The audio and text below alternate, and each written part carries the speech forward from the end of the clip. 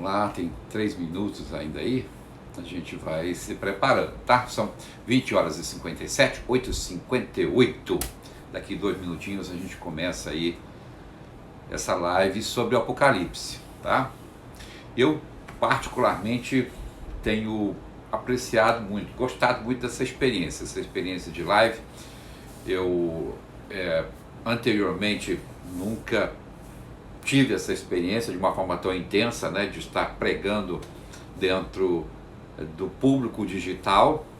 É alguma coisa completamente diferente, porque nós pregadores, pastores, nós temos quase que uma necessidade daquele feedback imediato. A gente está ali pregando. Quem é que não gosta de um aleluia? Quem é que não gosta de um glória a Deus enquanto a gente está pregando, tá? E até mesmo aquela participação silenciosa, mas com a expressão, né, na face das pessoas. Às vezes a contrição, às vezes a gente percebe alguém chorando ali, o outro chorando aqui também. E o momento final da pregação, às vezes o apelo.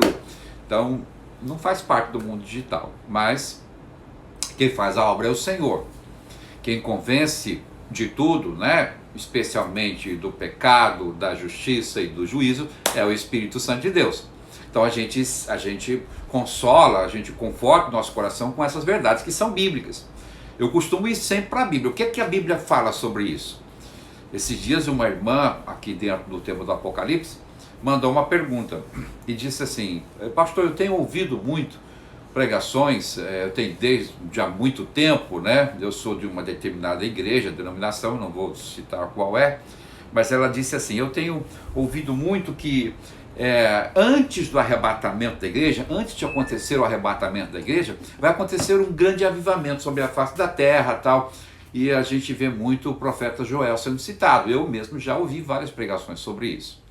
Só que o profeta Joel, isso concorda comigo, muitos teólogos, muitos estudiosos da palavra, não estou dizendo que eu estou criando aqui uma interpretação, mas o profeta Joel faz uma menção bem clara sobre o Pentecoste, o momento da descida do Espírito Santo sobre toda a carne. Por quê? Porque antes, no Velho Testamento, a ação do Espírito Santo era pontual. O Espírito Santo agiu sobre Samuel, agiu sobre Davi, agiu sobre Saul. Você sabia que Saul, quando foi preparado para ser rei, recebeu uma unção do Espírito Santo? Então, a ação do Espírito Santo era pontual. Então, Joel vem e fala assim: vai chegar um tempo que essa ação do Espírito Santo não vai ser mais pontual. Vai ser sobre toda a carne, sobre crianças, sobre idosos, sobre todo o povo de Deus. Isso aconteceu. O início dessa era, a era do Pentecoste, a era do Espírito Santo, ali no Pentecoste, Atos capítulo 2. É óbvio que a gente espera um despertamento da igreja antes do arrebatamento, porque senão a coisa vai ficar feia, né? Mas a gente espera esse mover, Deus levantando pessoas, mesmo porque Apocalipse, capítulo 3, versos 19 e 20, ali o Senhor fala com a igreja de Laodiceia, que é a igreja mais perigosa de estar dentro dela, né? A igreja de Laodiceia, que é a igreja morna, a igreja rica, a igreja que tem tudo e que acha que não precisa nem de Jesus para poder fazer o culto. E fecha a porta e coloca Jesus do lado de fora. Ele diz: eis que estou à porta e bato. É Jesus do lado de fora querendo entrar para ver o que está acontecendo lá dentro. Nós estamos cultuando Jesus. Quem vocês estão cultuando? Jesus. Eu estou do lado de fora. Vocês estão me cultuando, eu estou do lado de fora. Então ele diz: eis que estou à porta e bato. Se alguém abrir, eu vou entrar. E ali promete, existe uma promessa de uma restauração, né? E eu repreendo e castigo a todos. Tudo isso aí, palavras direcionadas à igreja de Laodiceia. Bem, pode acontecer? Sim. Eu não poderia dizer com uma segurança muito grande bíblica, mas a gente, confiando na misericórdia, na justiça de Deus, tem que acontecer uma chacoalhada na igreja, a igreja da pós-modernidade, essa igreja que é rica, que é opulenta, né, que ostenta, né, em que algumas lideranças possuem até jatinho particular, né? Não no Brasil, mas existe isso, existe uma riqueza muito grande dentro das igrejas hoje, igrejas evangélicas, e fez com que essas igrejas se voltassem para si mesmas, né? Assim, bom, essa foi uma pergunta que me veio essa semana aí, uma pergunta cabível, uma pergunta muito importante, tá certo? Bom, gente, a gente está partindo para um encerramento, tá? Do Apocalipse. Se a gente estivesse fazendo isso ao vivo, olha a diferença, tá? Se a gente estivesse fazendo isso aqui ao vivo, o pessoal, né? Já tá assim, né? Mas tudo bem, eu sei que muita gente, pastor, já tá acabando. Tá acabando. Nós fizemos essa jornada no Apocalipse em 10 capítulos, 10 ensinamentos, 10 blocos de ensino. Normalmente eu faço em 7, já fiz em 4, né? Uma maratona mesmo, 4 encontros de 1h, 1h20, mais ou menos, para poder cobrir o Apocalipse de uma forma aérea, obviamente, não de uma forma meticulosa, mas aérea.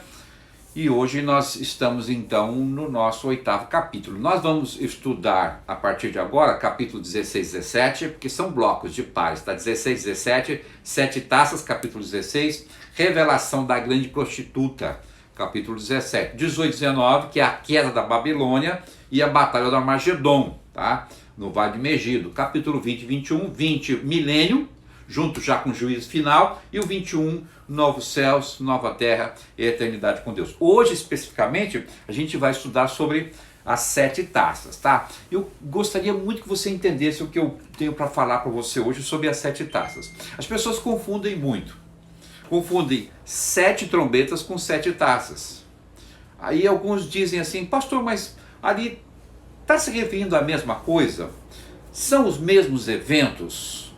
Essa é uma pergunta difícil de responder, tá, querido? Mas o que, de uma forma geral, as pessoas que estudam o Apocalipse têm afirmado.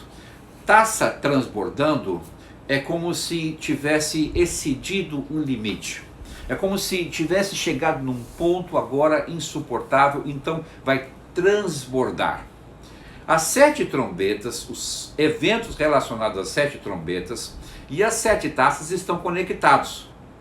A gente percebe isso na leitura. Às vezes parece que é a mesma coisa, mas se você fizer uma leitura mais cuidadosa, você vai perceber que, embora existam semelhanças entre os eventos, existe uma intensificação do evento. Ou seja, a coisa estava ruim, ficou pior. Então, é como se Deus estivesse mostrando assim através de João, para João revelar isso para nós, né? Jesus revelar usando João.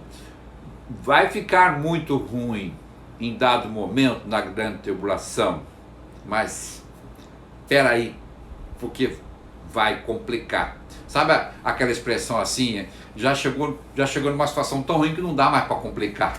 O que pode ser pior do que isso? Na grande tribulação, tem um momento que a angústia, a tribulação, os eventos catastróficos, eles se intensificam. São 2 possibilidades. Uma intensificação daquilo que já está acontecendo. Uma intensificação. Outra, uma consequência do que aconteceu, intensificando as consequências, intensificando a tribulação, a grande tribulação. São 2 hipóteses aí, tá? E dizer que se trata apenas dos eventos das trombetas é temerário. Dizer também que não houveram eventos separados nas 7 taças também não dá para dizer, porque a gente percebe que aconteceram algumas coisas que não aconteceram nas trombetas. Confundi você, né? Desculpa. Mas olha, entenda dessa maneira. Eu só tenho 5 dedos, mas se eu tivesse 7 ia botar 7, tá? Então, 7 trombetas, 7 taças. As taças, elas são semelhantes às trombetas, mas elas são mais intensas. São eventos mais intensos. As consequências são maiores. As mortes são maiores nas taças do que nas trombetas. É como se a coisa estava ruim, mas ficou pior. Piorou muito antes de acontecer, então, a batalha do Armagedon. Então vamos lá. A primeira taça que a gente encontra aqui está logo no comecinho. E eu quero ler esse versículo para você, no capítulo 16, no versículo 1 e 2, para você ter uma ideia de quão importante são esses eventos dentro da revelação do Apocalipse, tá? versículo 1 do capítulo 16. Então, João está dizendo, ouviu uma forte voz que vinha do santuário e dizia aos 7 anjos. Que anjos são esses? São anjos que se apresentam num cenário, cada um segurando uma taça transbordando. Transbordando do quê? Transbordando, diz o texto, da ira de Deus. E dizia aos 7 anjos, vão derramar sobre a terra as 7 taças da ira de Deus. Verso 2. O primeiro anjo foi e derramou a sua taça pela terra. E abriram-se feridas malignas e dolorosas em quem? Naqueles que tinham a marca da besta e adoravam a sua imagem. Entendam, em todos os eventos de dor, de catástrofe, em todos os eventos, tem sempre uma menção de que existe uma especificidade, existe um direcionamento. Para que isso? É para que estes aí, que insistem em adorar a Satanás, que participam de um culto explícito às trevas, comecem a tomar consciência. Vocês precisam se arrepender, porque se não arrepender, a coisa está piorando e vai ficar pior. O destino vai ser o fogo do inferno eterno para vocês. Eu vejo nisso uma chance, gente. Alguém pode ver um Deus irado, um Deus descontrolado, que quer matar todo mundo. Alguém pode enxergar dessa maneira, tá? Como realmente vai ser o que o anticristo vai falar sobre a pessoa, sobre a figura de Deus. Ele vai levar esse povo que está sofrendo a amaldiçoar Deus, a blasfemar contra Deus. Ele vai conduzir esse sentimento, vai produzir na mente das pessoas esse sentimento contra Deus. Mas se a gente entende como Deus é amor, se a gente entende a intensidade da misericórdia, não total, claro, tá? Mas na nossa visão humana, consegue compreender como Deus é misericordioso, a gente então compreende que Deus está dando ali as últimas cartadas, os últimos movimentos de Deus, da sua misericórdia, dizendo, é pior você sofrer agora, é pior você até morrer com essa chaga maligna, é pior você gritar de dor, é melhor você gritar e sofrer agora do que você ser lançado no fogo do inferno. Então, existe a possibilidade, a chance de você reconhecer e dizer, meu Deus, me livra, meu Deus, me perdoa. Então existe essa possibilidade no momento das taças, tá? Taça, uma após a outra, elas são descritas aqui, tá? Logo em seguida, no verso 3, deixa eu ler para vocês. O segundo anjo derramou a sua taça no mar, e este se transformou em sangue como de um morto, e morreu toda a criatura que vivia no mar. Vejam, nas trombetas aconteceu alguma coisa semelhante. João também viu ali o mar como se estivesse sangrando, né? E nós conversamos lá nas trombetas que bem pode ser referência a estas centenas de vulcões, centenas que se aproximam da casa do milhar de vulcões que estão lá nas profundezas das águas dos oceanos, e estão todos lá bem acordadozinho, e que podem simultaneamente, concomitantemente, tudo de uma vez só, entrar em erupção.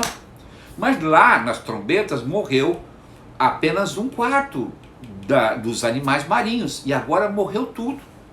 Não tem mais peixe, não tem mais nada no mar. Morreram as baleias, morreram os golfinhos, porque a água foi tomada por uma lava, foi tomada por algo vermelho, que a gente, hoje, pela ciência, identifica como uma erupção vulcânica, que faz com que a lâmina da água do mar fique vermelho, enquanto essa rocha, né, que está em altíssima temperatura, liberada, esses minerais liberados, né, ali pelos vulcões, eles se esfriem. Então, João pode estar vendo isso. Então vejam, nessa segunda taça, a gente já vê uma intensificação. Na primeira taça, nós vemos lá as pessoas doentes, perdão, nas trombetas, né? Nós vemos as pessoas que foram picadas, ficaram muito doentes, mas agora, na primeira taça, as pessoas estão cobertas com uma chaga. Essas chagas na primeira taça bem pode ser por causa da intensificação da luz dos raios solares que incidem sobre a face da Terra. Acho que eu já citei aqui para vocês, né? Estudos aí do acompanhamento do Sol, na NASA, já dizem que existem explosões solares que estão exatamente do lado contrário da Terra, que se fosse do lado que é projetado sobre a Terra, já tinha fritado, muita gente já estava com muito câncer de pele, com muita ferida de pele, por causa da intensidade dos raios solares. Pode ser que na primeira taça faça referência a isso. A segunda taça, então, o mar aí tomado, né, por essa intensa cor vermelha.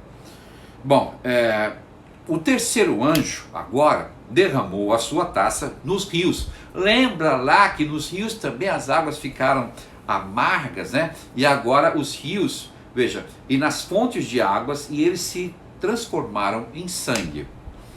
Gente, João fala sobre sangue, porque João está vendo a coisa vermelha. João, ele conhecia perfeitamente o Velho Testamento. Ele conhecia, por exemplo, a praga que veio sobre as águas do Egito, que transformaram-se em sangue. Está lá. Tanto a água do rio Nilo, quanto as águas que tinham dentro da casa dos egípcios, transformaram de água pura em água avermelhada, em sangue. Está lá registrado por Moisés aquele evento lá no livro do Êxodo, na primeira praga. João está vendo alguma coisa semelhante. Então João vai dizer o quê? Estou vendo uma água vermelha, João vai dizer, a água virou sangue, tá? Mas hoje, cientificamente, tem-se conhecimento que a mudanças físico-químicas, que algumas toxinas lançadas em água que seria água potável, podem mudar tanto a cor quanto a densidade. Eu tenho uma figura que não dá para mostrar para vocês aqui, de um rio na China, um rio caudaloso, um rio na China que fizeram imagens e fotografias, o rio estava todo vermelho, parecia um rio de sangue, mas não era sangue. Então, naquela informação ali daquele texto, tem ali a informação de que foram produtos químicos, de indústrias químicas daquela região que foram lançados na água. E a junção desses produtos químicos fizeram uma alteração na cor da água. E a água ficou mais densa e ficou avermelhada na sua superfície, tá? Então o terceiro anjo viu isso. Nas trombetas tinham, mas de uma forma não tão intensa, tá? Bom, seguindo aqui nas taças, o quarto anjo, agora está no versículo 8 e versículo 9. O quarto anjo derramou a sua taça no sol, e foi dado o poder ao sol para queimar os homens com fogo. Queridos, isso aqui é tão verdadeiro quanto 2 mais 2 hoje na matemática é 4. Isso é ciência. Isso hoje se sabe, isso aqui pode acontecer a qualquer momento. A qualquer momento isso pode acontecer. Como eu disse, na face oculta do Sol, oculta a Terra do Sol, isso aqui já está acontecendo. Se a Terra estivesse numa outra posição, ou o Sol numa outra posição, ou se essas explosões solares começarem a acontecer de uma forma descontrolada por toda a superfície do Sol, é isso que vai acontecer.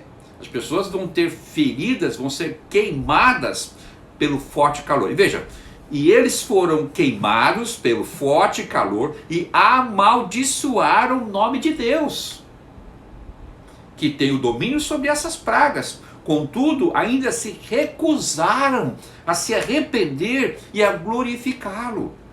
Novamente, a misericórdia, o amor de Deus dizendo, as coisas estão ficando piores, vocês não estão vendo? E daqui para frente vai piorar ainda mais. O momento é de arrependimento, o momento é de reconhecimento, o momento é de clamar pelo perdão, pelo pecado. Por isso, gente, que quando às vezes eu leio, né, e ouço pessoas dizendo o Espírito Santo vai estar ausente. Já conversei sobre isso com vocês. O Espírito Santo vai estar ausente no tempo da grande tribulação. Eu não consigo entender, porque biblicamente o arrependimento no coração do homem é produzido pela ação do Espírito Santo. É ele que convence o homem o quê? Do pecado, da justiça e do juízo. A ausência do Espírito Santo nesse cenário ia se tornar mais do que caótico, porque ia se tornar sem nenhuma faísca de esperança. Nós já conversamos sobre isso. As pessoas usam um texto apenas, para se referir que ele é bastante assim, dúbio a interpretação, porque fala aquele que existe é aquele que impede a manifestação que seria do anticristo, né? E é usado o artigo indefinido ali, e nunca o Espírito Santo foi tratado com artigo indefinido. No Novo Testamento, palavras do apóstolo Paulo sempre é o Espírito Santo, é o Espírito de Deus, artigo definido, porque ele não é uma influência, como alguns ainda afirmam, né? Em algumas seitas religiosas, é apenas uma influência. Ele não é uma influência, ele é uma pessoa, a pessoa da Trindade, identificada como Espírito Santo de Deus. Existe mais base para acreditar na leitura do Apocalipse que o Espírito Santo vai estar presente fazendo o seu trabalho, do que afirmar simplesmente com um versículo de que ele não vai estar presente, tá? E um versículo assim que carece muito esforço para interpretar dessa forma. Então veja, esse quarto anjo derramou a sua taça e o sol, potencializou. Um forno que era de não sei quantos milhões de graus Celsius de intensidade, elevou-se à potência 10, à potência 100.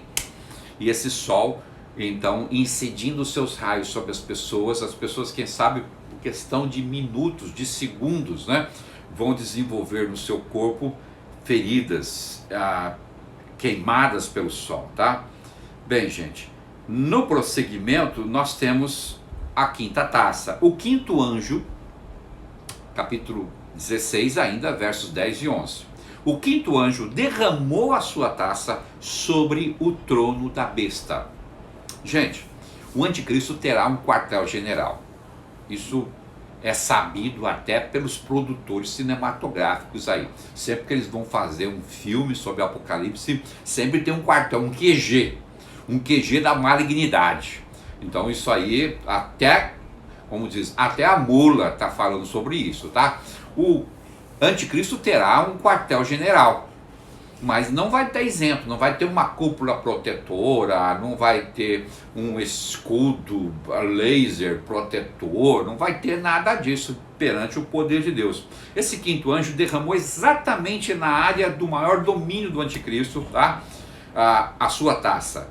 E diz aqui que toda aquela área ficou em trevas. Uma eclipse numa determinada área, que alguns dizem que será a região da Europa, que será Itália, não sei dizer. Onde é que vai ser, pastor, quartel-general? Será que vai ser aqui no Nordeste do Brasil? Eu não sei. Biblicamente a gente tem alguns indícios, mas afirmar categoricamente eu não consigo entrar por esse caminho, como alguns escritores aí dizem, o trono da besta, será, hein? Isso mesmo que você pensou, tá? Então, diz que logo em seguida dessa tamanho ardência e ferida aberta pelo calor do sol, virá uma obscuridade, virão as trevas. Vejam, primeiro o sol se intensificou, queimou o satélite. Queimou tudo que funciona à base de internet. Todo o sistema hoje de energia funciona à base de intranet, uma internet dentro da espinha dorsal aí, né? Do backbone da internet. Então essa conexão acabou. Então o que é que vai faltar imediatamente? Energia. Além da escuridão, vai faltar luz, vai faltar energia. vai faltar equipamento hospitalar para tratar aqueles que estão doentes. Não vai ter respirador. Pastor, não vai ter nada. Não vai ter UTI. Não vai ter absolutamente nada. Porque vai fritar tudo. Se o Sol fizer isso, ó, dá uma viradinha. Se ele der uma viradinha, primeira coisa que acontece, queima os satélites todos. Queima toda a comunicação sobre a face da Terra. Queima toda a capacidade de gerir grandes empresas na área de telecomunicação, na área de energia, na área de necessidades básicas. Vai queimar tudo, as comunicações vão todas desaparecer. A gente vai ter que voltar com o analógico, se ainda tiver alguma coisa do analógico, né? Os telefones com fio, né? Aquele sistema antigão, vai ter que voltar tudo aquilo, porque o restante vai queimar tudo, tá? Bem, então no trono de Anticristo vai acontecer trevas total. E as pessoas que estarão lá carecendo de algum tipo de atendimento não terão. Veja, os homens mordiam a própria língua de dor e blasfemavam contra o Deus do céu por causa das suas dores e das suas feridas. Contudo, novamente, recusaram-se a arrepender-se das obras que haviam praticado. Então, entendam, todos esses eventos, tanto os das trombetas quanto os das taças, as taças parece que estão intensificando esses eventos. Eles acontecem para que aconteça arrependimento, para que desencadeie arrependimento. Quem sabe uma pequena parte vai se arrepender, tá? Vamos um pouco mais para frente. O sexto anjo, então, derramou a sua taça sobre o rio Eufrates, e secaram-se as suas águas para que fosse preparado o caminho para os reis que vêm do Oriente. Bom, essa sexta e a sétima taça, é uma preparação para o Armagedon. O rio Eufrates, gente, é um rio extensamente utilizado pelas nações do Oriente Médio. Desde lá de cima da Turquia, nações muçulmanas, desde lá de cima da Turquia até bem baixo, Iraque, Síria, passa por todos. E existe até um tratado entre essas nações sobre a utilização das águas do rio Eufrates, de tão importante. Existe uma liga, uma união dessas nações que estão ao redor do rio Eufrates, e elas decidem coisas com relação ao rio Eufrates. Então esse rio é importantíssimo para aquela área lá, para aquela região do Oriente Médio, muito importante. E agora o rio Eufrates secou. Você consegue imaginar o rio Amazonas de um dia para o outro secar? Desaparecer? Consegue imaginar a vida dos ribeirinhos? E nós não temos nações, nós temos povos, né? Nós temos povoados ao redor do Amazonas, mas o rio Eufrates nós temos nações inteiras que dependem tanto da parte pecuária quanto da parte a agropecuária depende desse rio. As indústrias dependem desse rio. O rio vai secar. Em seguida, diz que saem dois mensageiros, sai como rãs, sai da boca da besta, dois mensageiros. Na verdade, são homens que são enviados para juntar essas nações ao redor do rio Eufrates, porque neste momento, queridos, nesse exato momento da cronologia do Apocalipse, o povo de Israel, os judeus, já romperam com o anticristo. E eles estão em Jerusalém. Eles romperam com o anticristo e estão em Jerusalém. Neste momento, vai surgir uma união entre os povos ali daquela região, ao redor do rio Eufrates. E esses povos, eles serão convocados, serão convencidos de se unirem e irem contra Israel. Por que contra Israel, pastor? Porque os judeus, quando então romperam com o anticristo, porque o anticristo construiu uma imagem para si mesmo dentro do Santíssimo Lugar, ele profanou o que é de mais sagrado para o judeu. Em razão disso, o judeu rompeu com o anticristo nesse momento.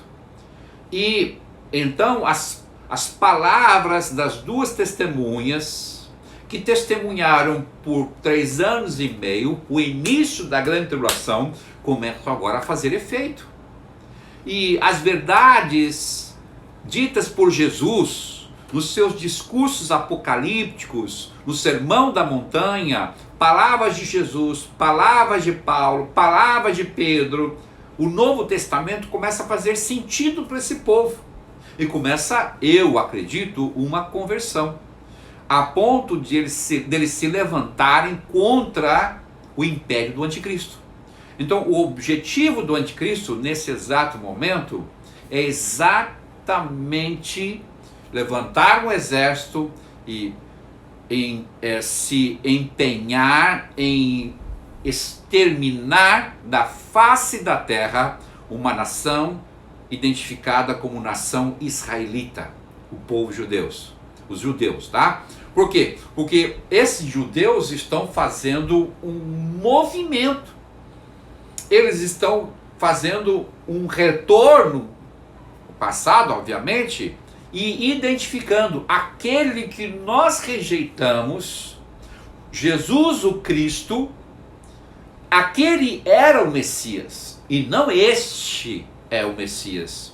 Então eles começa a acontecer uma conversão. O objetivo agora do anticristo é calar a boca dessa nação e exterminar definitivamente, como Hitler tentou, como muitos outros tentaram, exterminar da face da terra este povo identificado como o povo de Israel. Então vejam, não é que o rio Eufrates secou para os soldados virem marchando lá, os homenzinhos, né, com armas nas mãos, não. Ele fez a preparação, de que maneira? Unindo essas nações. Tanto é que da boca da besta saem 2 sapos, 2 rãs, mensageiros. Esses mensageiros fazem sinais, diz que eles fazem sinais e prodígios. E eles conseguem reunir nações, exatamente essas nações, para marcharem contra Jerusalém, para marcharem contra o povo de Deus, que está cercado, que está ali dentro da nação israelita, e eles vão marchar contra Jerusalém. Esta é a 6ª taça, que faz secar o rio Eufrates. Mas e que estratégia é esta, pastor? Que estratégia de Deus é essa? A estratégia de Deus é toda montada para chegar a esse ápice, o confronto do anticristo, de seus seguidores, daqueles que não se arrependeram, num confronto contra o exército de Jesus Cristo. O Senhor vai descer à terra. É neste momento que o Senhor vai descer à terra. O Senhor vai descer com os seus anjos e com a sua igreja, com os santos, é o que diz a palavra. Depois a gente vai ver, na próxima aula, vai ver o Armagedon, tá? Mas nesse momento final dessa aula, então nós temos essa 6ª trombeta, perdão, toda hora eu confundo, né? Essa 6ª taça, onde o rio Eufrates seca, onde o povo se reúne, as nações se reúnem, reunidas pelo trabalho diplomático desses 2 enviados pela besta, que João vê como 2 rãs, 2 sapos que saem da boca da besta, e eles se transformam em pessoas e eles conseguem fazer grandes prodígios. E eles têm uma capacidade de convencer essas nações para exterminar da face da terra a nação de Israel. Depois, logo em seguida dessa 6ª taça, então nós temos uma última taça, a 7ª taça, que está no capítulo 17 a 21, onde acontece assim uma série de eventos nos céus, raios, terremotos e chuvas de meteoro. Acontece uma série de eventos. É a 6ª taça, como se fosse assim uns tambores, né, batendo, né, raios, trovões e meteoro caindo. Meteoro é maior do que meteorito. O meteoro entra na atmosfera, se despedaça e vira pequenos pedaços que são meteoritos. Asteroides, existem asteroides do tamanho de planetas. Eles se partem por causa de choques com outros planetas e com outros asteroides ou com outros meteoros, Então esses grandes pedaços viram meteoros, esses grandes meteoros viram meteoritos quando entram na atmosfera. Chuva de meteoro, raio, terremoto, tudo isso acontecendo nesse último momento antes da batalha do Armagedon, que a gente vai estudar a próxima semana, tá certo? Vamos lá para nossa selfie? De braço cruzado assim, né? Isso. Manda lá para mim, as pessoas, alguns têm mandado, a gente aprecia, né? Como alguém que está ensinando a palavra, gosta dessa forma de feedback, nos ajuda ainda mais, tá? As pessoas às vezes fazem pergunta, algumas eu falo aqui, outras, até por um respeito à própria pessoa, eu não menciono aqui, tá? Mas nós estamos abertos para responder aquilo que nós tivermos condições de responder, tá certo? Se alguma coisa está ficando para trás, manda lá uma mensagem. Pastor, o senhor está esquecendo, e eu tento aqui conversar com vocês no desenvolvimento. Nós temos mais 2 aulas apenas. Nessas 2 aulas, nós vamos tratar desses eventos finais. A Batalha do Armagedon, a vinda de Jesus, e em seguida o milênio, juízo final e as últimas coisas. Tem alguns detalhes que a gente não vai ter condições de trabalhar, porque eu quero encerrar com 10 aulas, esses detalhes sobre a grande prostituta, mas eu vou pincelar alguma coisa na próxima aula, tá certo? Deus abençoe você, povo da Igreja do Evangelho Quadrangular, Aeroporto, amo vocês, viu? E aqui é uma escola bíblica, se você ainda não sabe disso, é uma escola bíblica. Embora tem gente lá de Alagoas, como uma irmã conversou comigo esses dias, tem gente do Rio de Janeiro, se você é do Rio de Janeiro, oi, obrigado por nos acompanhar, tá? Tem gente que é lá dos Estados Unidos, que está nos acompanhando aqui também. Eu glorifico a Deus por sua vida, tá certo? E a gente vai encerrando essa live do Apocalipse. Que Deus te abençoe.